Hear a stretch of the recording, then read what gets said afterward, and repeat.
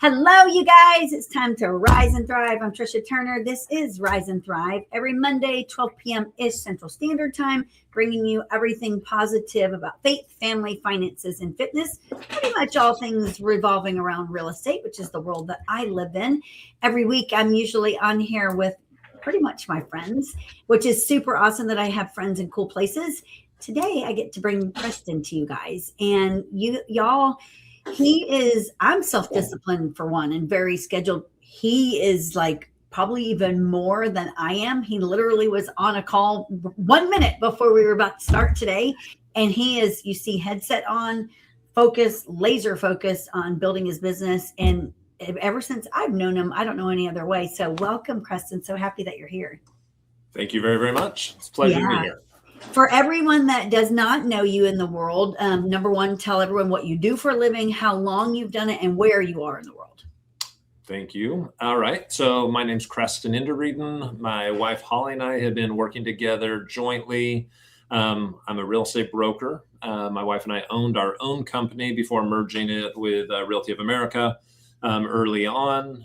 But I was licensed originally in 2006, kind of waded in, truthfully. 2006 got licensed, realized, there may be something here. So then Holly got licensed in 07. 08, we made the first distinction of one of us going full-time. And so Holly went full-time. And then by 09, right in the middle of the Great Recession, I announced that I was leaving. And we started, both of us being full-time in the business, and we haven't looked back since. And you guys, for y'all that haven't been doing real estate for a bit, 08 was the mortgage industry crash. And so 9 and 10 were really fun years with foreclosures and everything under the sun. Creston, y'all's neck of the woods is like Inner Loop, Heights. Where is your target? Is that the target, or is it a little bit more? For sure. Yep. So that we do a lot in the Heights, kind of that Rice Military Cottage Grove, kind of that northwest quadrant of the Loop. So a lot in Garden Oaks. We live in Garden Oaks now, Oak Forest, Shepherd Park. But yeah, anything in the perfect world, if I don't have to drive more than about 3 or 4 miles, I'm very, very happy. And that happens to you a lot. You're so freaking blessed with that. Love it. Oh, very, very fortunate. Yes, for sure. When you guys first started on, like, you had a salaried job, didn't you? Mm-hmm. Yeah. So both of us came out of the corporate world. My wife was doing I was doing consulting, working for big kind of Fortune 100 and 500 companies. I traveled all over the world, kind of having this epiphany at one point before having kids. And I had just gotten back from a big world tour, and I got back into the office on a Tuesday, and they said, "Hey, we need you next week in Singapore again." And anyway, the only way to make that happen was I had to wake up on my birthday, catch an early morning flight, and by the time I landed in Singapore, my birthday was over. And so I spent the entire day in the air, and I was like, dang, man, I don't have any autonomy, and so I kept thinking one more promotion. And the reality is I kept getting the promotions, and the freedom just never appeared. And so we wanted to have a little more autonomy, especially once we start having kids. And, real estate has provided a great avenue for that to happen. Okay. Well, you say that, and you and I both know that we hear people say all the time, "Oh, I got into real estate because it's going to give me that flexibility, and I don't have to work as hard, and I don't have to work as long." Did you quickly realize that, hey, hold on a second, I'm going to have to be serious about this and work my face off? We work really hard, for sure. Yeah, we work really hard, and that's where systems and the right people in the on the bus and the right seats goes a long, long way. So yeah, I would say we probably work harder than we ever have. However, it's also what we're building, and the work is something directly related to really what we own, and therefore we've found that the trade-off is worth it, because the reality is like we just got back. I was in Utah, Idaho, and Wyoming the last week, and I'm coming back like super refreshed and rejuvenated and feeling really, really good. But the reality is that while we were there, I was able to not have to work. In fact, quite frankly, I turned a lot of things pretty much on cruise control while we were gone, but I was able to have conversations where needed and move things along. And I did it from, a couple thousand miles away, and the clients didn't even realize it, didn't know any different. And, life just kept moving along, and I was able to go enjoy my life outside the Houston for a little bit. So it was great. But it was not always like this for you. So No. when you came out of a salaried job where you have a fixed income and bonuses and the whole nine, right? You're living great. Then you get into real estate, which is commission-based income, and you are the income generator. How much of an awakening was that for you in the beginning? So I think because we kind of waded into it, it was not as jarring as it is for some people. But, I think the reality is that in any industry, it's not a function of intensity, although that's important. It's a function of consistency. And what you do consistently will pay you dividends and will pay you rewards. And so, I heard the other day, which I loved, and it was, the soil doesn't care who the farmer is. I love that. And right. And I was like, oh, how true is that? Right. The soil cares what seed got planted. Did the seed get nurtured and cared for and watered? But they don't care. The soil doesn't care that, oh, this is a skilled farmer, and this is someone that's brand new. It cares. Did you put it in the ground? Did you plant it? Did you, water it, fertilize it, and then care for it, not let the weeds choke it out? And if you did, you're going to have success. And it's similar in our business, quite frankly, right? It doesn't matter. Did you go to Texas A&M or U of H? It doesn't matter. Do you even have a degree or not have a degree? It doesn't care if you're black or white or purple. It doesn't really matter. What matters is, are you doing the things consistently that are going to net results? And are you doing it, from a pure heart with a clear mind and pure conscience? And if you do that, then, it's fairly rudimentary, quite frankly, and success will absolutely come your way. I love that. Okay. So then backtrack. When you guys first started, who instilled that in you? Did you have a coach? Did you know, okay, I need to do this? Because you were new. Do I do these things? I was new. Yeah, I was new. So I'd like to think that I'm not dumb, although I married way up and Holly's much smarter than I am. But, I think both of us are above average intellect. And so, we did kind of figure things out, truthfully, because for the first probably 2 years, I was at a discount brokerage and really got no support. In fact, quite frankly, we developed skills and systems and processes that meant I was actually training the broker on, it would be so much easier if you did things this way, right? With DA forms or approvals or whatever. And so we were actually kind of teaching and training them on how to do things.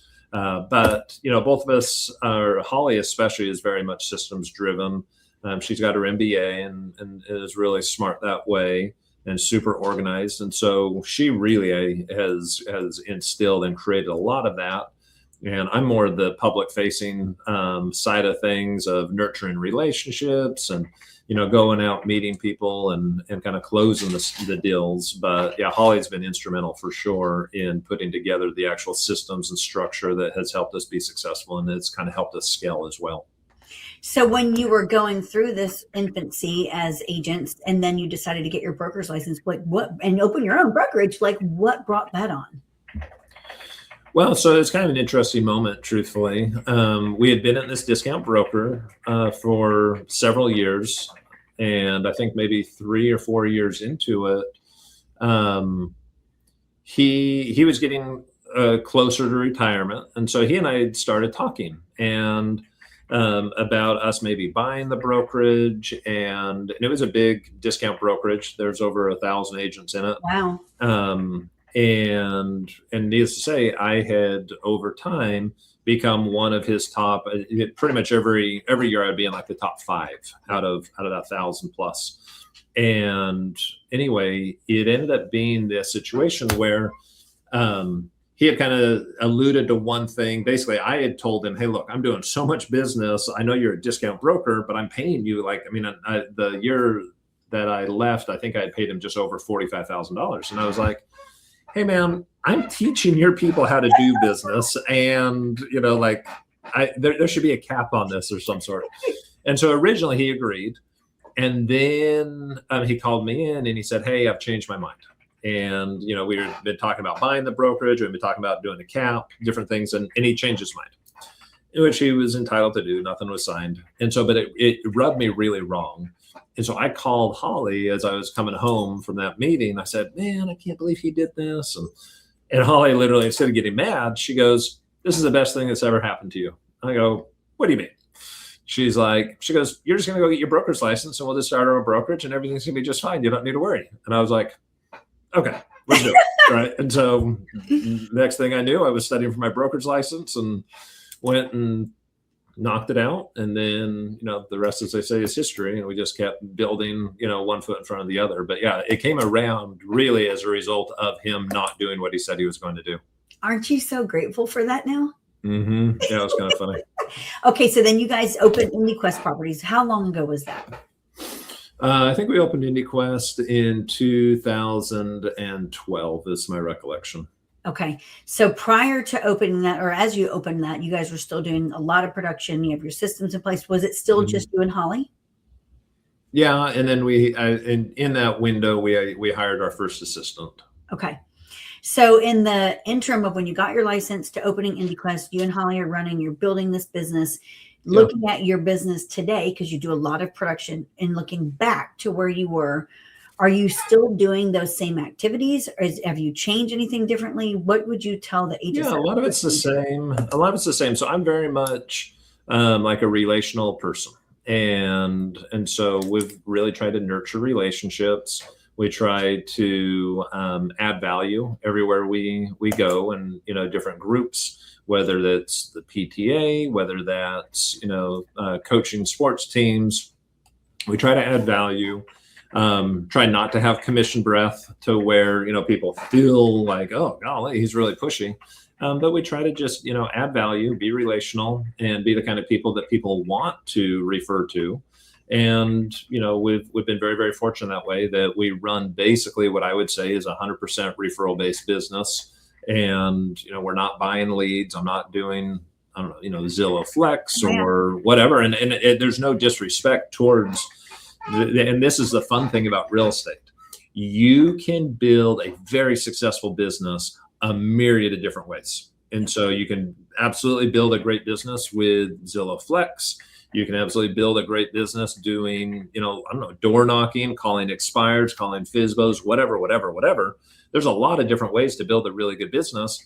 And it just so happens, for our personality and the way, we are as humans, our vast majority of our businesses has been, for the last 10 years, really, has been repeat and referral business. And that's really what we're focused on. So would you say, because I do see you on the phones a lot, are you on the phones? Are you hunting for new business? Are you nurturing your business? Are you doing follow-ups? What are you focusing on? I would say nurturing. Yes. Okay. So we've been very fortunate. The vast majority of the time, the phone rings. Lucy, who works with me, she's like, okay, you got to make your calls. I'm like, I'm so busy taking calls that, it's like stuff just kind of starts jumping in the boat, and you're like, there's another one and there's another one. And so we've been very, very fortunate that way. But the answer is, for everybody who's listening, you should make your calls. Yes. But, did you in the beginning?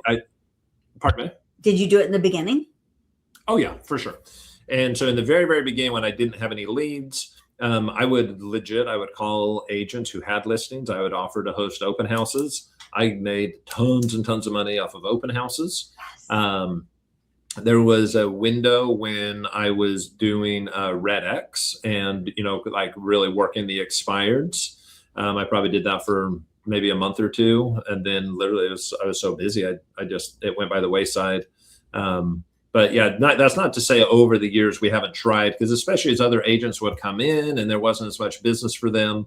I tried all sorts of different things for sure, from I think one was called Sync, where you're basically paying to get placement on search engines, and you get leads and all sorts of different things. So we've tried a lot of different things for sure, but what has been kind of our home base and our true north has been relationships. When you talk about open houses, I'm a big believer in open houses. We train on open houses. Do you guys still believe in open houses? Yeah. Yeah. Yeah. I love doing open houses. In fact, so it's funny because during COVID, the market was so hot, you'd get 20 offers, 30 offers, whatever. And it almost hurt my business in a certain sense. We were slugging it out, right? We were doing a ton of deals, but before COVID, I always had the mantra of every listing becomes another deal, right? Either I'm picking up a buyer, I'm picking up another listing, whatever. Yes. Well, then all of a sudden with COVID, all of a sudden it was like they were moving too fast, and I was like, no, I got to do an open house. I need time to be able to work these, and it was like gone, right? They're just like flying off the shelf, and I was like, oh my word. So that actually, from that aspect, did hurt me a little bit because I was like, I went from at least one or two deals kind of for each listing I would be able to nurture. And then all of a sudden I was getting 0, 0, 0. And I was like, oh my word, this is, again, like the proof of success was good, but I wasn't picking up new buyers or new listings like I had been. No. And so I had to kind of adapt and figure out, okay, hey, we're not doing any showings until Friday, and we're not going to respond to any offers until Monday or whatever. Yes. Right? We were really trying to make it draw it out a little bit so I could actually get back into my normal routine. Yes. Do you remember, Creston, during that time when you'd get any listing was a good listing then, but remember the open house, there'd be like 30, 40, 50 people lined up. Lining up. 100%. Yeah. 100%. Like you would see this, like, what are they lined up for? It's like they're lined up to go into the open house. Because remember, you'd only have so many. 100%. Yeah. I know. Who would have thought? Oh, yeah. It was wild. Now, it's interesting. Is because during that time, right, like prices were really going 21, 22, 23 is kind of the peak. Yep. And so now, like I just sold one where they bought right at the peak, and and needless to say, they ended up, they didn't bring money to the closing, but they did not make any money on the deal, right? It cost them money. And so the reality is people who were overpaying, some of them don't realize that they're underwater, and they are. Yeah. And that's the kind of the harsh reality, and that's the fact of the matter is that you have to be careful. Generally, Houston's a very just slow, steady Eddie kind of market, but during COVID in particular, it really got hot, and we're starting to see a lot of bidding wars in the kind of like 1.5 up to really $3 million range. In Memorial and in the villages and stuff, we're starting to see a lot of competition. There's not a lot of great inventory, and the good inventory is being chased. There's a lot of dollars chasing. And so I am a little bit worried that as we sit right now on that higher end stuff, I think that we're definitely, it feels very bubble-ish. I'll say that way. Let's talk about that because, people that just got their license during COVID, they're like, oh my gosh, this is the greatest market ever. Real estate's so easy. And social media made it look like we were all just making so much money and no one's working. Here we are now, 2026. The market's been where it's been now for over 3 years. Yet those of us that remain in that top 1%, we're still just doing what we do. What are you doing differently, or what would you tell agents that they should be doing differently prior to COVID? Like, because this is a tough market. It is. Yeah, it's not an easy market for sure. So I like to think of things almost like kind of a circle, and you got to evaluate like what circles are you a part of, right? So for some people, a circle could be church. For some people, a circle could be like a sports team. It could be a musical interest, or it could be a gym that you belong to, or an art studio, or whatever. It could be hopefully your kids' schools, different things. But I think you have to evaluate what circles am I a part of, and how can those circles help me kind of further my business, right? And so you first start with, okay, what kind of value can I add into that circle? Because you want to seek first to understand first, and then you can seek to be understood. Is a little Stephen Covey perspective.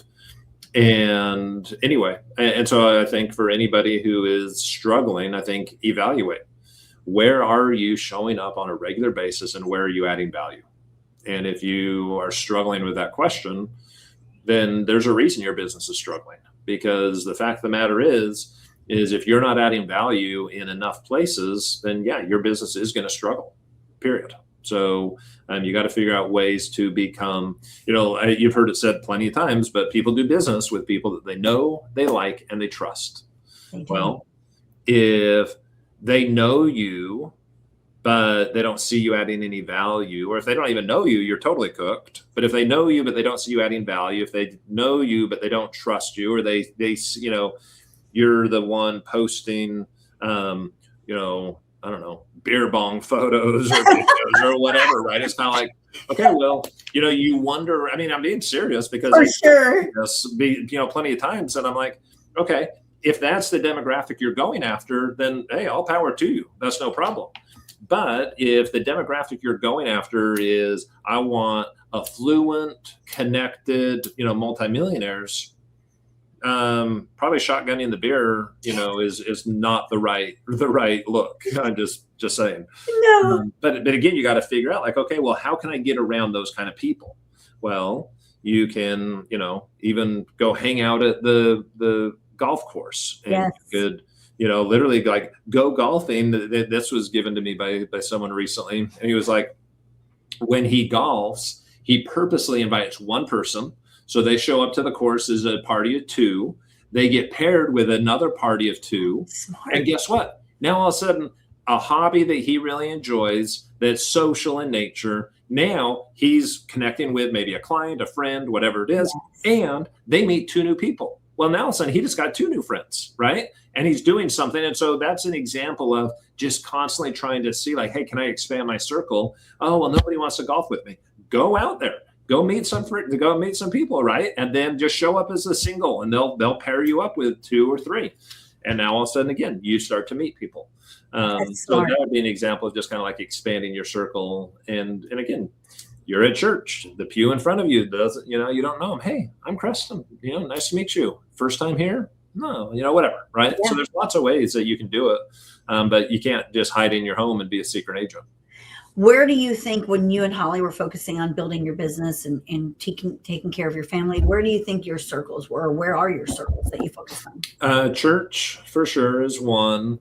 The schools have been a big part of that as well. And then the sports teams. Anytime a sports team asked for, donation, hey, can you sponsor our jerseys? Can you do this? Can you do that? It was always a yes. And so we're tithers. We try to, give abundantly. And so sometimes that giving can be, through some promotion, and it could be throwing my name on the back of a shirt. But then there's plenty of giving that we did that wasn't, fancy or anything, like simple things such as, being involved in the school. Mm-hmm. So most of the time you can get a banner on the driveway or whatever. But we would sponsor different galas and different things so that at almost every single thing at that school, and granted, you can't pick 20 schools to do, but you can pick 3 or 4 and be very involved. And then because of the relationships that we formed, it wasn't just, oh, well, we were, I don't know, the platinum sponsor at the gala, but we would then just show up with like breakfast, and it could be like literally kolaches and donuts for $30. Yep. And then we would just put a little placard, breakfast provided, and we just put it in the teacher's lounge. Breakfast provided by Creston and Holly. And then again, people start associating your name with, oh man, what that was nice of them, and then, oh, that was nice of them, and that was nice of them. And then all of a sudden, I mean, I've legit plenty of times had people call and say, hey, we're not calling anybody else. We so appreciate all that you've done in the neighborhood. We just wanted to say thanks, and we want to use you to list our house. That happens with some regularity, right? Another thing I do during Christmas is in our old neighborhood, Shepherd Park. It's really, really well known for its extravagant and over-the-top participation with Christmas decorations. Okay. So literally, like it's really fun if anybody hasn't seen it, but there's literally over 250 lit arches spanning the streets in this little neighborhood. Wow. And the neighborhood has 729 homes, and there's over 250 arches. And some of the streets is just boom, boom, boom. And so you look down the street and it's just beautiful. That's so cool. And so anyway, for years, probably the last 12 years, I've done hay rides in the neighborhood, and literally it will sell out. It's free, but it will fill up literally within minutes. And we'll do it usually for 2 nights. Each ride's like 30 minutes, and we'll go from like 6 till like 9, and we'll do them, on 2 different nights at least. And so literally like each one of those is maybe 15 people. So let's say rough numbers, I'm taking between 80 and 100 people per night for free. I've done it for 10, 12 years. It's just something that I like to do. And people, it's become kind of a family tradition. So then I'm seeing their kids. Now all of a sudden they've got kids and then grandkids and all this stuff. And it's just something fun. So, if it's cold out, we have hot chocolate and we have candy canes and music and whatever. And it's just a fun thing. And so that's just another example of, we just created it. No one told me, I should do that, or no one told me it was just like, oh, well, why don't we do this? This would be fun. My kids, when they were younger, used to love this. Yes. I can, extend that on to other people. And so consequently, guess what? Clients are inviting their friends, and then all of a sudden I'm meeting their friends and their, family and stuff like that. And it just continues to expand. And did you farm, of course, your community?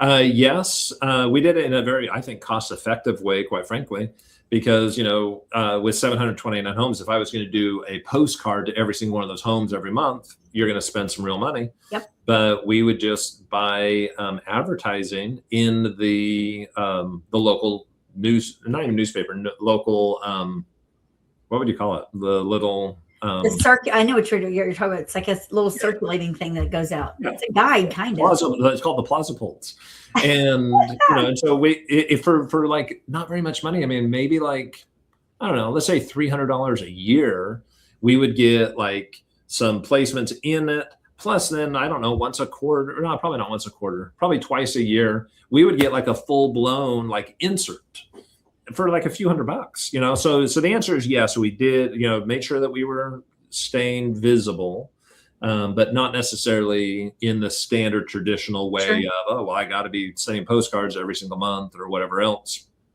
Another example I could give you real fast is that neighborhood does a 5K in the neighborhood. And it's just kind of like a fun event.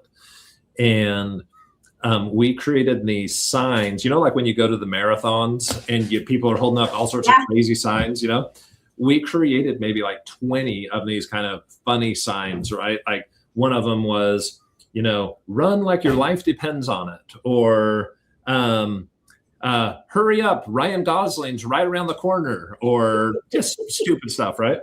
And so then what we would do is we find out, we've been doing this for probably 5 years. We find out like what the route is, because they do change it. And then we just call our clients who are already on that route. And I say, hey, the 5Ks on Saturday, would you mind if we put a sign in your yard? And of course, they're already friends and clients. They're like, of course, no problem. Boom, boom, boom. And so we put up like 20, 25 signs. Guess what? It looks like we're the, maybe official sponsor. And really, we're making people laugh as they're run, right? And so it's just kind of this funny thing. And, again, like very low cost, right? Yes. And we reuse the signs, or that corrugated, plastic signs. And so we reuse them every year. And so it was an initial investment of a few $100. And then we use it every single year. Super easy, right? So there's different ways, I think, that people can stay top of mind without necessarily having to like go broke. Yeah, but you hear what you're saying, Creston. It's consistently. You've done this, then you do it again and again and again and again. So are you doing it in the new neighborhood now? Will you establish that? The new neighborhood, I mean, truthfully, the new neighborhood is like one street over. Like we can ride our golf cart to the old neighborhood and stuff. So we have continued to be very dominant in Shepherd Park. And yeah, I would like to. Our new neighborhood has, average price point is even more expensive. So I would actually prefer to be even, be able to move more of the volume into Oak Forest. But, again, I think a lot of it just depends upon, who I've got in my database. Yep. And yes, we do a decent bit in Oak Forest, but I still dominate Shepherd Park. Love that. Okay, let's talk for a minute about IndyQuest Properties, because that was your independent brokerage. When you decided, Holly says, you're going to go get your broker's license, you're going to go off on your own. Did you have a vision like at that time that I'm going to build this massive empire, or was it just going to be run? And I didn't. In fact, I've joked before that if I ever was to write a book, it would be called The Accidental Entrepreneur, because it was kind of like, oh, well, one thing in front of the other, in front of the other, in front of the other. And we just kind of kept putting, one foot in front. No, the vision really originally was to surround ourselves with great people. And so I really never did like recruiting calls. The vast majority of our agents started off as clients, then wanted to get in the business. And so they would call and I'd say, well, look, here's our deal. And this is what it is. If you want to join us, I'd love to have you. If you want to go somewhere else, whatever. And we just kind of kept putting one foot in front of the other. And before you knew it, we had about 25 agents. And it was super rewarding for me. I do love encouraging people. I like to help solve problems.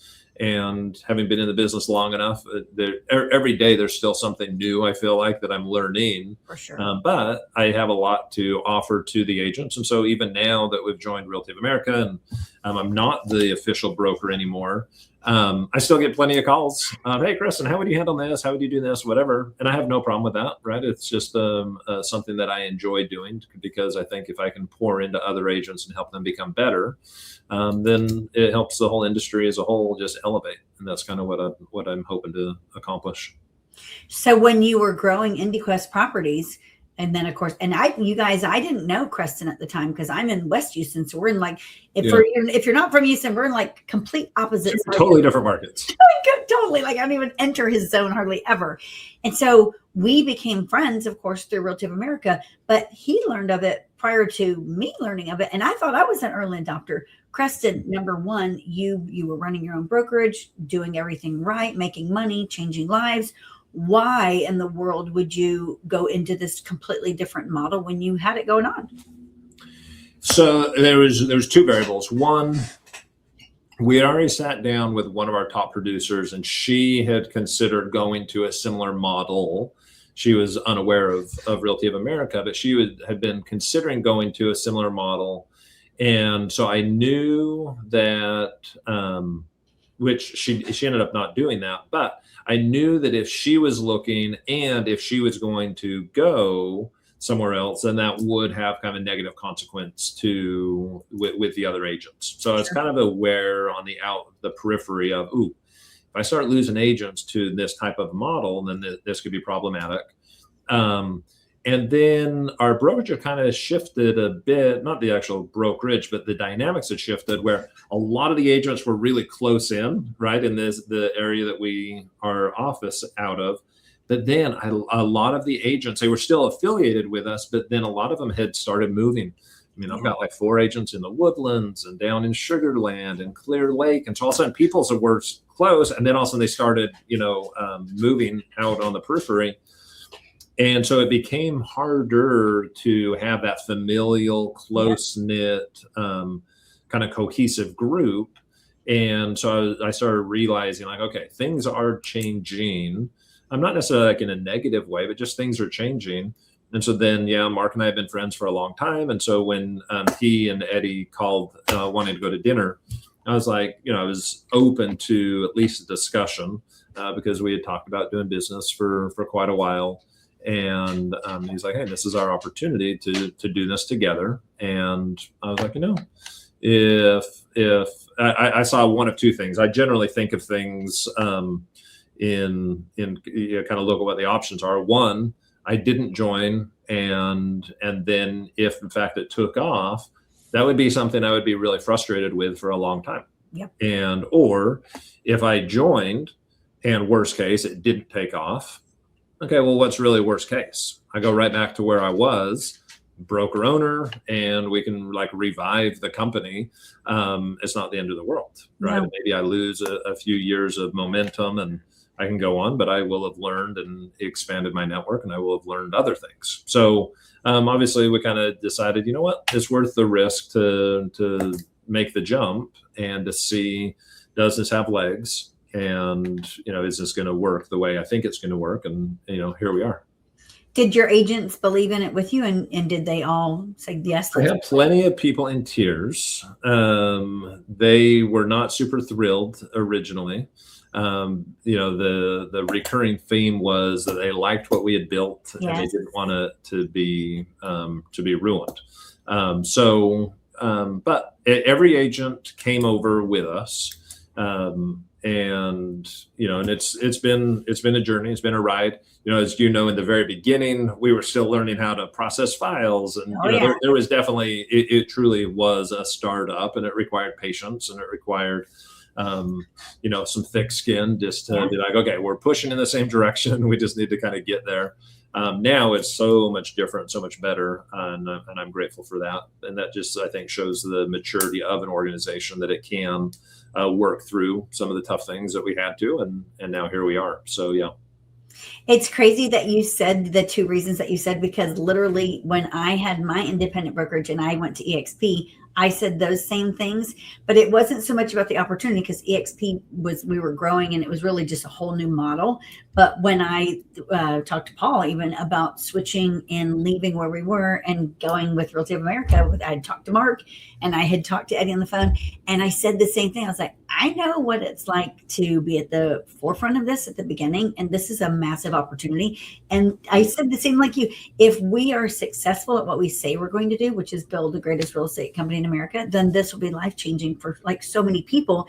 And if I don't say yes and I let this go by, I'm never going to forgive myself ever. Yeah. Just like you just said. Yeah. One thing I want to ask you, Creston, because I talk to a lot of independent brokerages just like you do. And the big objection that I always get from the broker owner is, okay, well, hold on, Tricia, because you're saying that Realty of America, everyone's on an 85-15 split. So 15% goes to Realty of America. As a broker owner, like I normally get that 15%. So where is my income going to be? Creston, you were a broker owner. I'm sure you get these same conversations. Like, how have you survived that? And do you have regrets? Like, did you lose money? Not regrets, but the fact of the matter is, and I think people need to be honest about this, is if you are a broker owner, I think you kind of have to, independent broker owner, you have two options. One, you continue to ride the ship the way you've been riding it. And the fact of the matter is that you will likely continue to lose agents into this type of a model over time. It may not be like rapid fire where everyone walks on you day one, but more than likely you will continue to slowly lose agent count. And so depending upon your stage of life and everything else, you have to kind of look at yourself in the mirror and say, is that something I'm prepared for?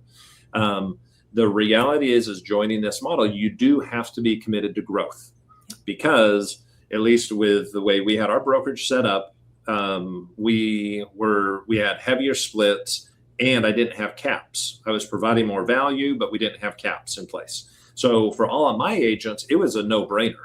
Every single one of them got a pay raise to come over. Yeah. And for me, I was getting the revenue, and now no longer am I getting the revenue, right? And so I was forced to grow in order to kind of replace that income. And so I think as a broker, you have to kind of just look and see, do I have something that's growing, or do I have something that maybe is stagnant or actually shriveling? And then if you want to be in the game for a while, you need to kind of just face the music and say, okay, hey, if I am going to be in this business for another 5 years, 10 years, 20 years, what model is going to help me grow? And if I'm committed to that, then you got to lay your pillow somewhere, and you got to build. So anyway, but yeah, the reality is, as broker owners, a lot of them want to put their head in the sand because they don't want to accept the reality that they're losing through attrition. It's the same thing with like inflation. Well, you can hold all your money in the bank and you're quietly being bled to death because of inflation. Mm-hmm. Well, the same thing happens on the brokerage side, where if you're not growing and you lose one agent a year, and maybe you replace them, maybe you don't, right? You really are kind of stagnating. And so you got to look yourself in the mirror and just see, is that really what you want? Is that the environment you want your agents in, or can you reinvigorate things by maybe changing the environment? One thing that I would think you're probably grateful for is the last couple of years have been challenging and transaction count is down for a lot of people. A lot of agents aren't selling houses. They don't even know what to do. I honestly look at some of these independent brokerages and I don't even know how they're paying their bills, especially like the discount ones, because the transaction count is so down. And so where is the revenue coming from? And so I get it when we have these conversations and they're like, I can't leave. This is my only source of income is the revenue from my agents. I'm like, you gotta have to like cut your losses here because you're on a sinking ship. Yeah. And there's the good analogy, right? For me, it's like, are they putting their head in the sand, or have you actually built something that can weather storms? And I think the reality is that small independent brokerages is going to be a very, very hard. There's going to be a lot of consolidation over the next few years, and so I think being small and independent, I used to love it. Because there was no one to tell me what to do and, whatever. But the fact of the matter is, if people will honestly look at how much technology is being provided, what's being provided, I mean, there is a lot of things that is being provided now that I simply was never able to do. No. And, like we just brought on a big group in Nashville, Tennessee, and he was in the same boat, right? He was basically a ultra high end, but a fixed fee broker. And he was like, man, I'm not making any money because not agent count, but transaction count continued to dwindle for 3 years in a row.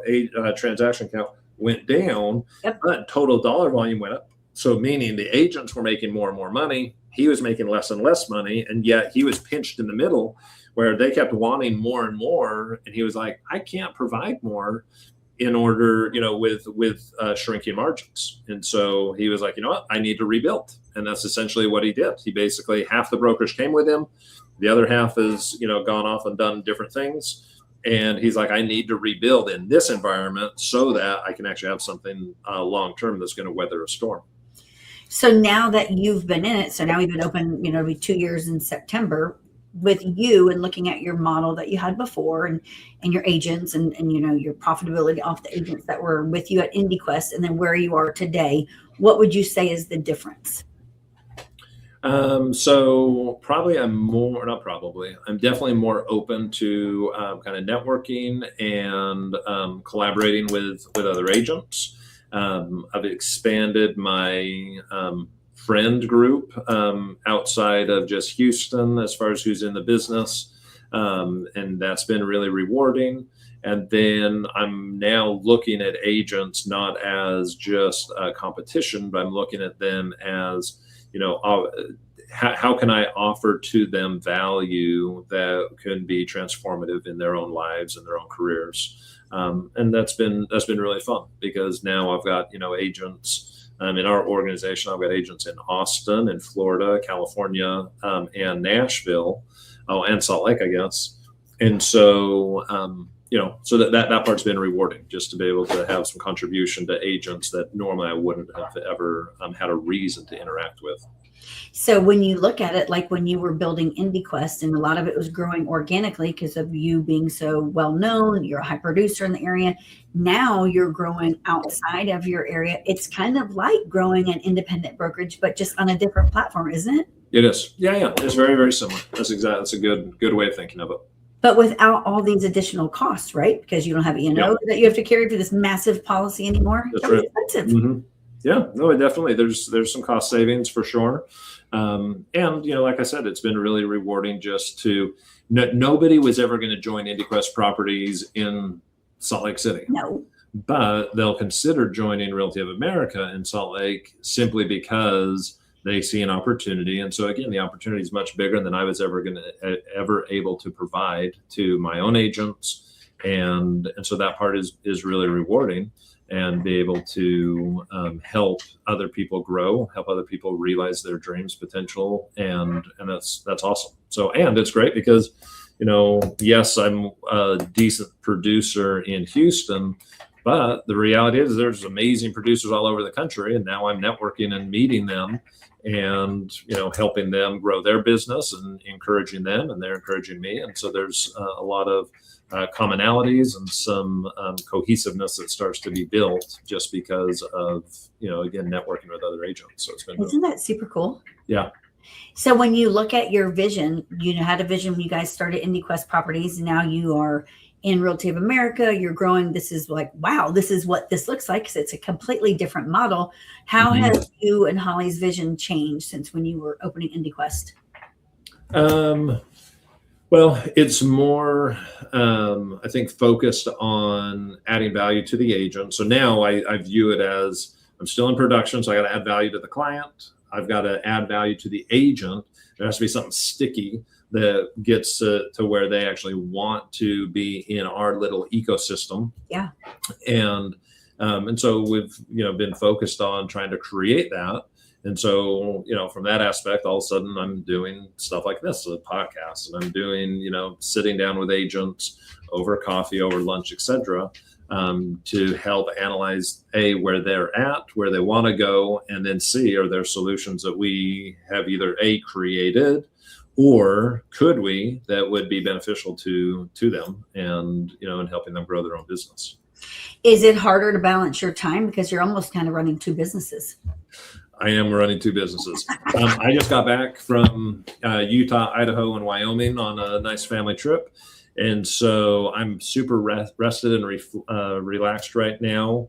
But before leaving, yes, I could absolutely feel burnout kind of creeping in. Yeah. So yeah, it does require the ability to kind of multitask and the ability to put one hat on and then the other hat and the other hat, throughout the day. But yeah, I think that for an agent who has some get up and go and some hustle, I think it's an incredible opportunity that, quite frankly, they wouldn't have had otherwise, because in reality, what it's allowing agents to do is to be compensated for helping to grow the company, yes, which is essentially what brokers have always done. Yep. Well, now agents are able to do that. And so you don't have to go past your brokerage license. You don't have to have a brick and mortar office. You don't have to have E&O insurance. There's numerous things that are kind of, for a lot of people, maybe hurdles and stumbling blocks to getting to that point. Well, now you're able to, share the vision with other agents in other markets. And, it's not incumbent upon you to have all that infrastructure put in place. Do you find, because when y'all were building IndyQuest, y'all were the owners, and so it was really easy to implement tactics and strategies and policies, yeah, and like, we don't like this, so we're not doing it anymore. Now we've kind of got a lot of chiefs in the kitchen, or chefs in the kitchen, however you want to call it, and we're all like type A. And again, y'all, like Creston and I are in this group. We're part of like foundational building and growth, and we're laser focused on training agents and growing the company and agents and all of that stuff in the right way. Have you found that to be a lot different than when you were just doing it, you and Holly? Oh yeah, it's definitely different. Definitely different. So you got to learn to kind of be like a duck, let the water, yep, run off your back. And, yeah. And again, like here's the fun thing about real estate. You can build a business however in the world you want to. I think that there's some non-negotiables as far as integrity, character, certain principles that are paramount and important. But there's people who will disappoint you, and that's just the nature of it. And so yeah, I think you have to find your tribe, and you have to be willing to stand for truth and stand on your principles. And then, if other people don't, you just have to kind of let them go by the wayside and move on with it. What's super cool, Father's Day was yesterday. So happy Father's Day to you. Creston's an amazing dad, you guys. I was looking at Eddie, who is the founder of Realty of America. He had Realty of Chicago. He has his first child just a couple of months ago, or even a month ago, I think it is. And I was looking at his pictures on Instagram and Facebook, and I was like, and reading his testimonial. And that's like, how do you not get behind someone and want to be supportive of that? This man came from poverty, and has just worked his face off to reach the level of success that he has. He put off like starting a family and all that stuff because he was so focused on being a success.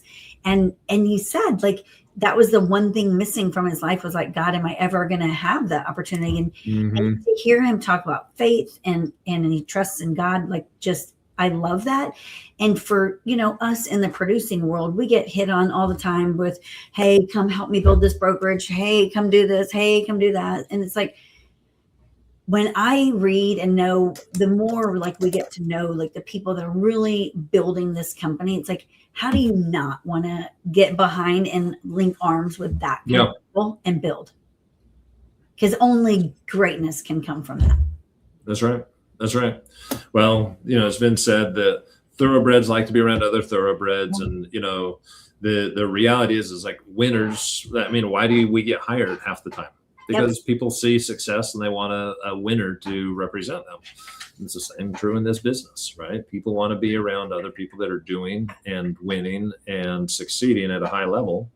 And you're exactly right. There are some really phenomenal people that have joined us, and I'm very, very grateful for that example for sure. It's crazy. And like, we'll leave it here so we stay on time. I was listening because I was at Real and I've been at EXP. So I know this model. I've been in it for years and I understand the stock, and we haven't went public yet, but we will. And I was listening to a lot of chatter over the weekend about Real. Because there's just a lot of stuff going on. There's a lot of moving parts and people are merging and people are getting acquired. And it's like Bed Bath & Beyond just bought Fathom, the whole, like, wow, this is the wildest thing. And I said it over the weekend. I was like, that'd be like Jack in the Box buying like Berkshire Hathaway. I don't even know. Like, this is weird. All of it's so weird. And when you talk to like Mark or Eddie about it, they're like, who cares? We're like, we don't even care about this stuff. We're just focused on building the greatest real estate company in America. And we don't care about anything else. That's super cool. And I think, Creston, like with people like you that are in it, like this isn't just what we do for a side hustle. This is how you feed your family. This is your life, your career. Like you don't just look at something and like hope it works. You're in it to be in it and make it work. And I think it's amazing. Thank you. Yeah. No, I've been very fortunate. Final thoughts, Creston, for agents that are like struggling out there, broker owners that are like, they just don't think they're going to make it. They feel like they're sinking. Like, what would you tell them? Well, I think a couple things. For the agent that's struggling, I think find your tribe. There's some great online coaching available, but really, I think you need like an accountability partner. You need someone who you can almost plug into with good regularity, who's been down the road. And has been in those shoes, I think goes a long way. And so there's plenty within Realty of America, outside of Realty of America, there's plenty of communities that I think people can tap into. But I think first and foremost, finding a good tribe that you can join that is lined up with you as far as your values go and your personality. And so there's a lot of ways to build a business. And it is from doing certain things consistently. But again, people can build businesses lots of different ways. So there's not a right or a wrong way per se, but there are certain key recipes that if you follow, your success should be almost guaranteed. So anyway, so I would encourage you, get around the right people. And if you're not around the right people, you need to look and find those. For the broker owners, you know, I think you just have to maybe take the what are they called, the blinders off, and just really take a hard look and see, do you really think, you know, based on where you're at and based on the investment that you're putting into your brokerage, do you think that it's going to net you the highest results? I was in Utah over the weekend on Friday, big national brokerage, and meeting with one of their top teams. And I was floored with the amount of open space that this brokerage has leased, but it's just empty. I mean, I probably saw 15, 20 offices, bare bones, conference table or conference rooms with no table. And they had been in this space for like 10 years, but you could just see the tumult. You could see the shift happening. it's one of those things where you're like, oh, does he realize it's happening, or is he so in and so vested that he's just going to ride that ship right to the bottom? I don't know. Time will tell. But needless to say, I've got one of his top teams that is going to join us soon, and again, then one becomes another. So that attrition doesn't happen immediately, but I do think broker owners have to be just aware and not be so prideful that their name means everything, because the fact of the matter is, as soon as you die, your name means nothing anyway. So Yes. it's you can build and build and build, and in a year, once you're gone, it's not going to mean anything. So I would just tell the broker owners, hey, be less prideful. Take a real honest assessment of where you're at. And again, there are plenty of people who are building very respectable businesses. Sure. That all the power to them. This model, I think, works for a ton of people. It may not be for everybody. And, I think that you just have to be honest in your assessment and go from there. And, God bless everybody who, regardless of how they're building, if they're building with integrity and character, then I'm all for it. Love it, Creston. Thank you so much. You guys got to go follow Creston. Like, he's funny. He and Holly both do skits and stuff on social media, and their family. Their whole family is like involved in all of it, which is super cool. Where can they find you, Creston? Just first name, I think, _ Inderrieden is on my Instagram, and just Creston Inderrieden on Facebook. Yeah. But yeah, if you punch in Creston, it shouldn't be too hard to find me. I'll promise you that. No, you definitely have the rare name, I will say. Thank you so much, Creston, for being on today, for giving back to the community like you always do. Training. You guys reach out to him, like he's there, here to help always. And you guys have a wildly blessed day. All right. Appreciate it. Yep. Bye, you guys. All right. See ya. Bye.